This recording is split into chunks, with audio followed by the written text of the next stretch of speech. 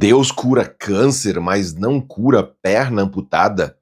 Que engraçado, né? Você também já ouviu algo assim? Esse mesmo tipo de questão pode surgir de diversas outras maneiras. E nem sempre é como piada. Numa sala de aula, numa sala de casa, numa conversa, por exemplo, em meio a um velório, alguém cochicha baixinho, com raiva. Se Deus é bom, por que ele deixou meu filho morrer? E o parente cristão que está presente ali, escutando tudo, não sabe o que responder e acaba ficando em silêncio. E esse mesmo tipo de argumento pode aparecer de diversas formas. Por que Deus, sendo bom e justo, não extermina de uma vez por todas os pedófilos? Se Deus existe, por que criança morre de câncer? Um Deus bom permitiria isso? Onde estava Deus no Holocausto? Esse é, sem dúvidas, o argumento mais duro contra a fé cristã. E também é o mais mal usado. Mal utilizado, por exemplo, quando vira só piada de internet. E sério, muito sério, quando feito com o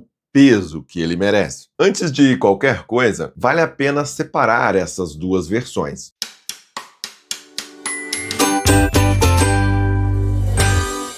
Olá, você está no canal Teologia Missional. Meu nome é Rodomar Ricardo Hamloff. Aqui a gente encara todas as perguntas com coragem e honestidade. Muito obrigado por você estar aqui conosco. Curta o vídeo, inscreva-se também no canal se você ainda não é inscrito. Este é mais um episódio da série Os Piores Argumentos contra a Fé e o Cristianismo.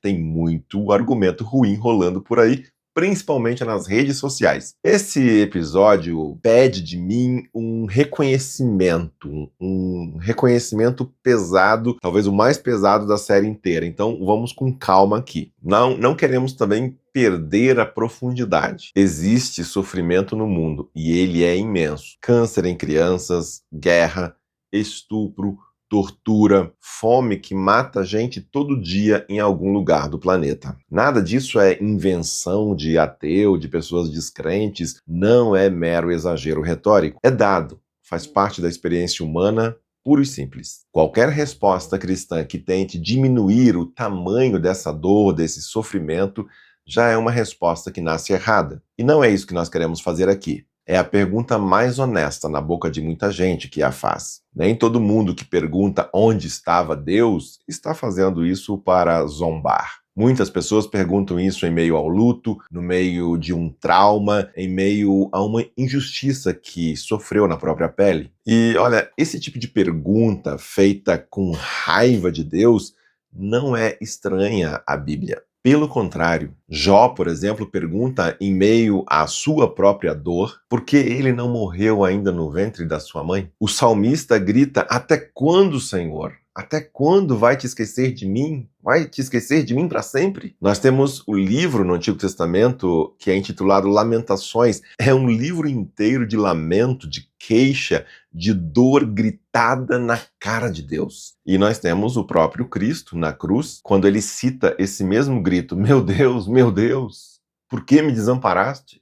Então, perguntar onde está Deus quando nós estamos enfrentando uma dor, um sofrimento muito grande, na verdade, não é falta de fé. É, sim, muitas vezes, a fé mais honesta que existe. E o problema filosófico do mal, na sua versão mais séria, é uma objeção peso pesado. Eu não estou agora falando do meme, eu estou falando de filósofos de verdade, pessoas que se ocuparam com isso. Ateus contemporâneos de alto nível acadêmico, que trataram isso com rigor e que não tem nada a ver com card, com meme de internet. Howe, por exemplo, formulou o argumento a partir de um caso concreto. Imagina um animal, tipo um lobo ou uma raposa. Esse animal ficou preso numa floresta em chamas e está lá sofrendo sozinho, sem nenhum ser humano por perto para ver o que está acontecendo ou até mesmo para ajudar. Não tem nenhum sentido, nenhum bem óbvio saindo daquele sofrimento.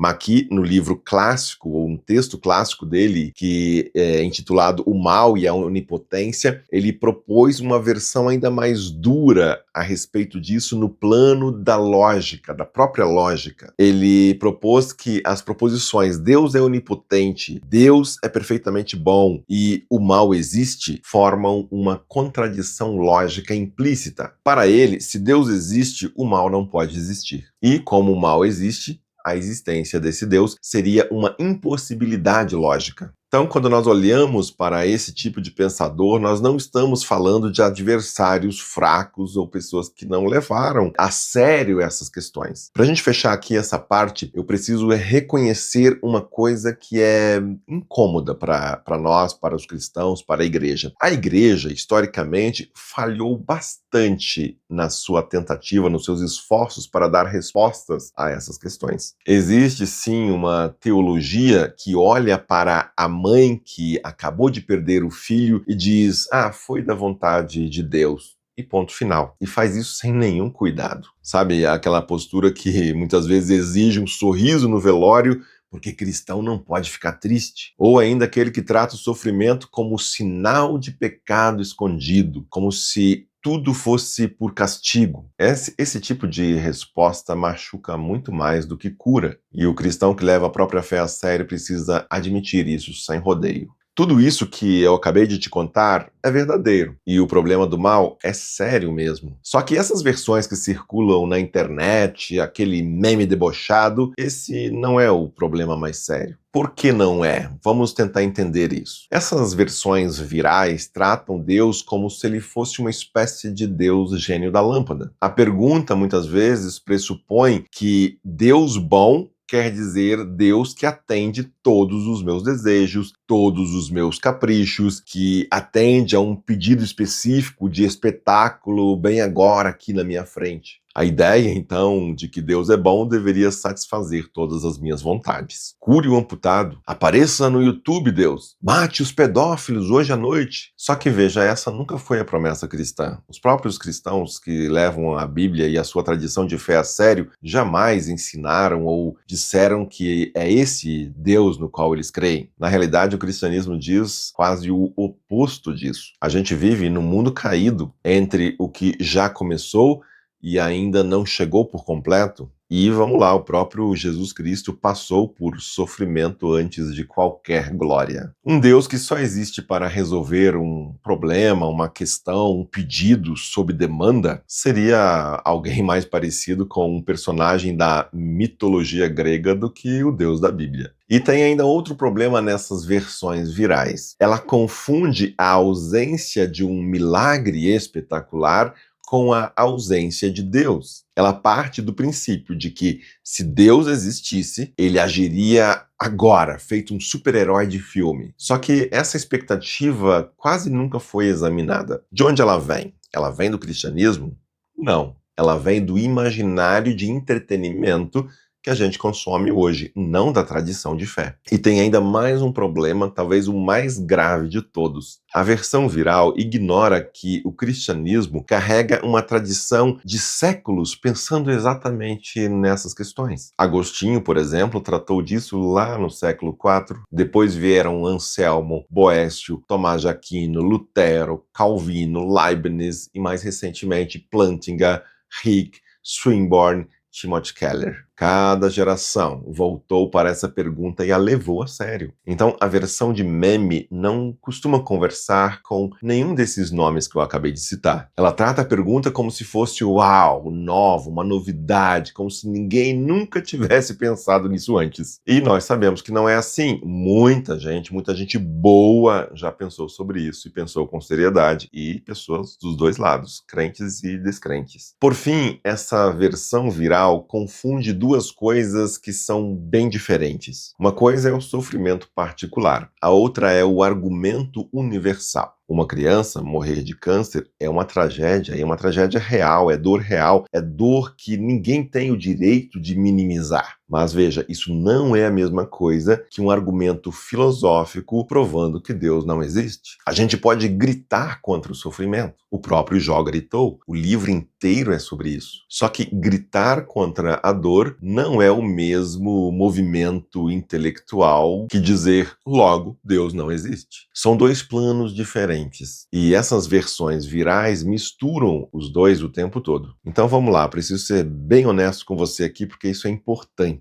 Nada do que eu disse até agora respondeu ao problema filosófico do mal na versão séria, na versão de Draper, de Rowe, de McKee e de muitos outros ateus que já levantaram essa questão com seriedade filosófica. Porque esse tipo de pergunta exige outro tipo de tratamento. E é isso que eu quero te mostrar agora. Os filósofos separam duas versões do problema do mal, e a distinção aqui importa bastante. O primeiro é o chamado problema lógico do mal, e ele foi formulado com muita força, para a gente citar alguns nomes aqui, J.L. McKee num clássico de 1955. A tese de McKee é a seguinte, ele vai dizer que as frases Deus é onipotente, Deus é totalmente bom, existe o mal no mundo, são frases que não podem ser verdadeiras ao mesmo tempo. Para ele, são frases que se contradizem logicamente. Segundo ele, o cristão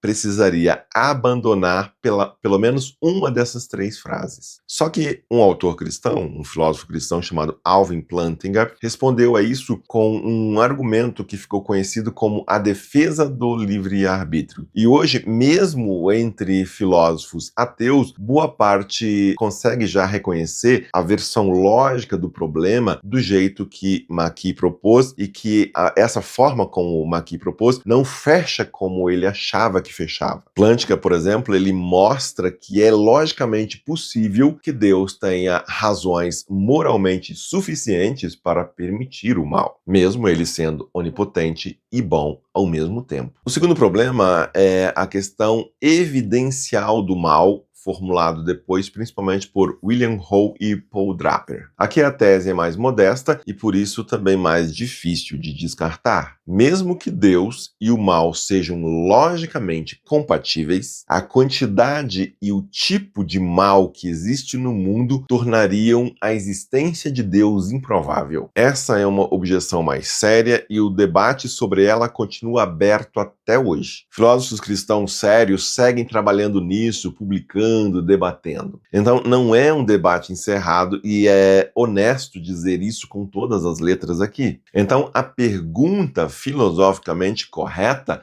não é porque Deus não elimina o sofrimento agora mesmo. A pergunta é a seguinte: é logicamente possível que Deus tenha razões moralmente suficientes para permitir que o mal exista? Essa é a pergunta séria. E é a que a tradição cristã vai responder com várias vozes diferentes. Agostinho, já falamos dele no século IV, deu uma resposta que ainda influencia muita gente até hoje. Para ele, o mal não é uma coisa que Deus criou, porque o mal para ele não é uma substância, um ingrediente a mais no mundo. O mal seria, para Agostinho, a privação de bem. Assim como a escuridão é a ausência de luz e a doença é ausência de saúde. Deus criou tudo bom. O mal é o vazio que sobra quando a criatura recusa esse bem. É, portanto, uma resposta metafísica densa e, como eu disse, ainda discutida até os dias atuais. Alvin Plantinga, no século XX, desenvolveu aquilo que eu também já mencionei, a defesa do livre-arbítrio. Inclusive, eu consegui encontrar aqui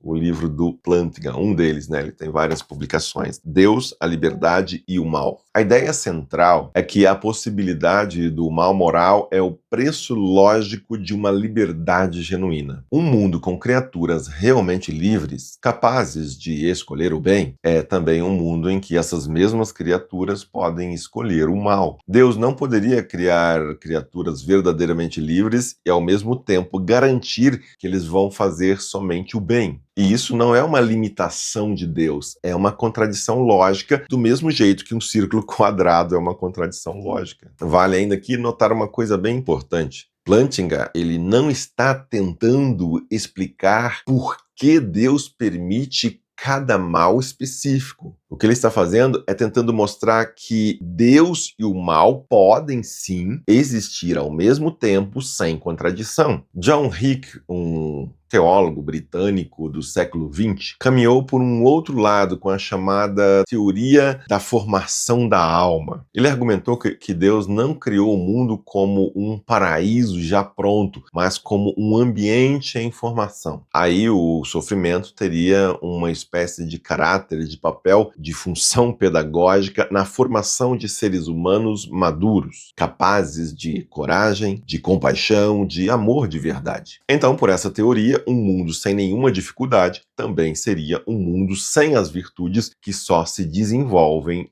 graças às dificuldades pelas quais passamos. Claro, eu vou avisando aqui, essa é uma resposta, uma teoria controversa, minoritária entre os cristãos, mas faz parte da tradição cristã mais ampla e merece ser conhecida. Richard Swinburne, um filósofo cristão contemporâneo, ele caminha também perto disso, mas veja, o argumento dele é outro. Ele defende que certos bens morais, como coragem, compaixão, autossacrifício, perdão, só existem como resposta a algum mal. Um mundo capaz de produzir esses bens precisa ter espaço para males que o provocam. E a responsabilidade humana também exige isso. Se as nossas escolhas têm consequências reais, algumas dessas consequências vão doer. E tem ainda uma última resposta que eu considero a mais importante para quem está de fato sofrendo agora. É a resposta que vem da cruz. O cristianismo é praticamente a única grande tradição religiosa em que Deus não fica de fora do sofrimento humano. Na cruz, o próprio Deus